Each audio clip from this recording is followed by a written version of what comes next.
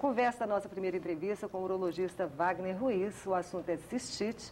E agora, doutor, eu quero falar o que fazer com essas mulheres que têm a cistite recorrente, a cistite que está sempre se manifestando. Bom, Aurélia, o primeiro passo que essas mulheres têm que tomar é procurar um médico, procurar assistência médica, procurar o seu médico urologista para fazer o diagnóstico correto. O diagnóstico, então, vai se caracterizar pelos sintomas e por alguns exames complementares, entre eles a coleta da urina, para identificar se realmente se trata de uma cistite comum, não complicada, bacteriana, para identificar qual que é essa bactéria e identificar o antibiótico mais adequado. Nesse primeiro momento, o médico já pode tratá-la, né, desse primeiro episódio, ou desse episódio que está em vigência, e aguardar o resultado do exame para confirmar se aquele tratamento foi eficaz de acordo com a bactéria que cresceu no exame. E, posteriormente, fazer um novo exame para confirmar a erradicação dessa bactéria. Bom, e depois disso, então, agir no sentido de prevenir novos episódios. Então, como é que ela vai prevenir novos episódios? Algumas coisas nós já falamos aqui. Uma tomada diária de água de pelo menos 2 litros por dia, urinar sempre que a bexiga pedir, sempre que possível, né? Fazer a higiene íntima de forma adequada, manter um funcionamento intestinal adequado, ou seja, evitar a constipação intestinal ou a prisão de ventre, né, mais popularmente conhecido, porque isso a gente sabe que também é um fator de risco. Esvaziar a sua bexiga sempre antes e depois das relações sexuais. Ah, isso é importante também, né? Exatamente. Depois... Embora não seja transmissível, mas o ato sexual, pelo traumatismo que pode ter na uretra e na bexiga, ele propicia em algumas mulheres a ocorrência por vezes repetidas da infecção. Então é um cuidado a ser observado. Deve-se lavar também por dentro o canal vaginal ou não? Não, isso daí é uma prática não recomendada, porque ali já existe uma flora bacteriana própria da mulher. E essa preocupação em excesso em lavar, ela pode retirar essa flora e acabar inativa marcando gol contra. E deixar aquela região ser infestada por bactérias que vão causar problemas. Entendi. Há casos assim de repetição de quanto em quanto tempo? A gente considera que 3 episódios ou mais por ano é o limite para já se começar a investigar. Então, aquela mulher que tem 3 episódios de cistite, e veja bem, quando a gente fala cistite, a gente exclui aquelas infecções que têm febre. A cistite comum não tem febre. Então, a primeira infecção com febre já tem que se fazer uma investigação. Agora, a cistite comum, 3 episódios ou mais por ano, já tem que se fazer uma abordagem específica. Então, essa mudança comportamental é muito importante. Estabelecer uma boa imunidade, com boa alimentação, prática de exercícios físicos, horas de sono adequado também é muito importante. E descartar doenças urológicas que possam estar propiciando que essa infecção se mantenha. Então, uma avaliação inicial com uma ultrassonografia e depois pode até se estender a outros métodos, mas pelo menos uma ultrassonografia é importante para descartar cálculos, pedras, né? Tumores e outras doenças urológicas que necessitam de tratamento. Mas é possível ter controle?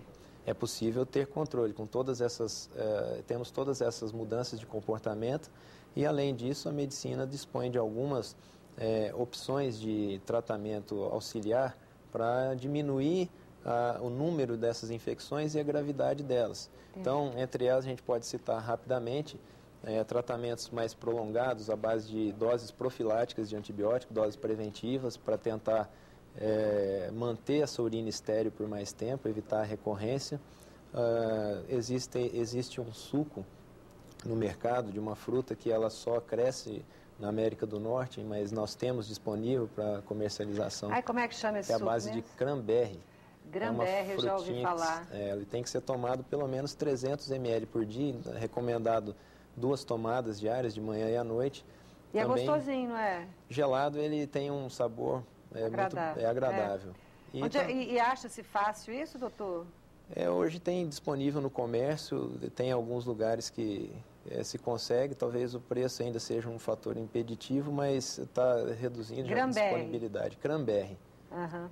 Você estava falando sobre cálculo, eu encontrei com uma amiga, Luciene, lá no salão de beleza que eu faço a unha. Um beijo para o Tony, viu? Para a Divina, um beijo para a Martinha, para a Val, para a Keila, para todo mundo lá da Bella Center, onde eu faço as mãos.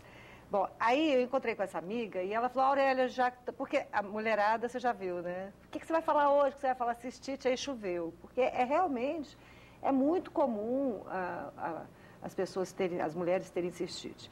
Mas essa moça, a Lu, ela tem um problema renal que de dezembro de 2009 até hoje, ela fez 7 procedimentos cirúrgicos para limpeza dos rins. Isso aí, para fazer isso, ela coloca um catéter. E em 6 desses procedimentos, ela teve que tomar anestesia RAC. De dezembro para cá, ela tomou 6 vezes anestesia RAC. Ela pergunta o seguinte, doutor, se existe outro meio para um tratamento definitivo de eliminação desses cálculos. Porque, na verdade, os rins produzem uns cálculos ali que ela tem que retirar. Olha, Luciene, se você apresenta essa história de formação de cálculos de repetição, então o ideal é tratar o cálculo quando ele existe, necessita de tratamento e procurar identificar se você tem algum fator de risco para a formação desses cálculos repetitivos. Qual seria esse fator? Existem mais de 100 causas conhecidas e isso aí depende de uma avaliação metabólica mais aprofundada que recorre-se a exames de sangue, exames de urina de 24 horas e tentar identificar se existe algum fator. Mas porque ninguém descobre a causa. Tem regras gerais que funcionam até relativamente bem, como uma boa ingestão de líquidos, evitar sal, evitar proteína, praticar atividades físicas também reduzem. Mas o meu conselho para a Luciene é que ela procure identificar se existe algum fator predisponente. Em relação às seguidas anestesias, eu não sou anestesista, mas a gente compreende que o risco não é cumulativo, ou seja, cada anestesia tem... Mesmo sendo tão próxima uma da outra, porque amanhã ela vai fazer outro procedimento com anestesia. Mas o risco, até onde a gente entende, não é cumulativo, não se acumula... Ela pode perder o rim, doutor? Se não tratada de forma adequada, um desses episódios é um risco que se corre. Lu, boa sorte para você. Eu sei que amanhã você vai fazer mais um procedimento desse. Eu desejo sorte, peço a Deus para que corra tudo bem. E faz isso que o doutor está falando, que vamos tentar, né? Por aí, descobrir a causa. Doutor, mais alguma coisa assim importante que a gente precisa saber sobre cistite?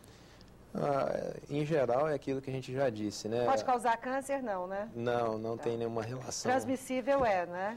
Ela não é sexualmente transmissível. Isso é muito importante que se deixe claro. Vestir uma roupa, uma calça, por exemplo, jeans de uma pessoa com crise de cistite, essa calça não foi lavada, aí a amiga ou a irmã veste essa calça, ela pode ser contaminada? Não, ela não é transmissível de pessoa para pessoa. E a explicação está no que a gente disse no começo, que as bactérias são do próprio organismo. Então não tem que ter um cuidado exagerado em relação a isso. Tá certo, então eu te agradeço, adorei. Obrigado. Você é professor? Não. Mas parece. Apenas trabalho na parte assistencial. Parabéns pela esposa linda. Muito obrigado. No Diário da Manhã, doutor Wagner com a sua esposa, como é que ela chama? Thaísa. E a Thaísa estarão no Diário da Manhã, então você confira a nossa coluna Boa Vida, que é no segundo caderno, você já sabe. Ou então vá para o nosso site www.aurelioguilherme.com.br, que vai estar na íntegra todo esse bate-papo aqui do programa de hoje. Obrigado, doutor. Prazer tê-lo aqui. Prazer é todo meu.